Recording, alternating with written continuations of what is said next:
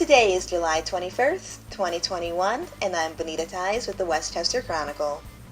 At last night's work session, the Borough Council discussed many issues with long-term implications for the borough. Most of the issues went on the consent agenda, and one vote was taken. The issue up for discussion at tonight's meeting was set aside by Councilperson Nick Allen, and it would be the decision of whether to enter into a lease agreement with Enterprise for the borough's fleet of vehicles, instead of owning them. The process would begin with a payment of around $68,000 for 14 vehicles in the coming year. Our field correspondent, Garrett, spoke with Mayor Norley about this issue. It's a complex issue. We as the police department are moving forward with faith in some ways.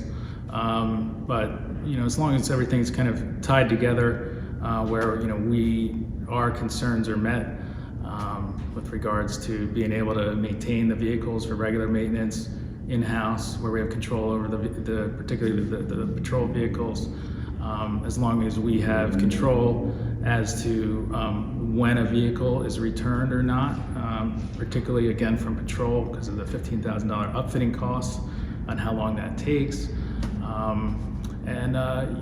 The other side of it, you listen to Councilman Allen, he's just concerned that the dollars and cents don't add up. I do believe that they add up, and there's a lot of benefits potentially for the police department in that we have 24 vehicles.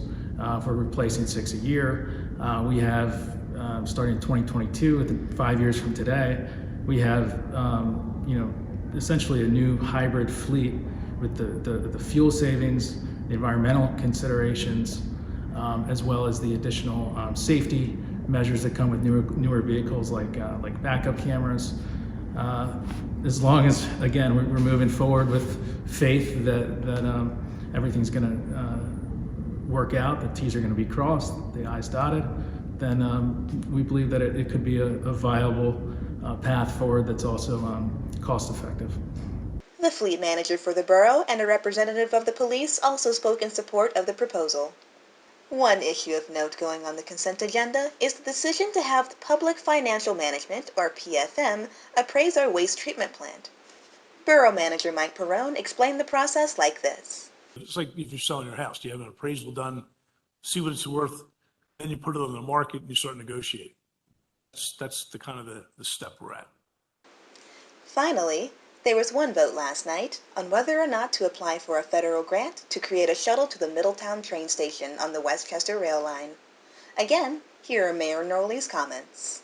The grant money for the project would be to open the 2.2 miles that's not passable right now, and it would upgrade the track from Class 1 conditions to Class 3 conditions, which defines how fast you can the train can move. Class 3 is the highest, 60 miles per hour.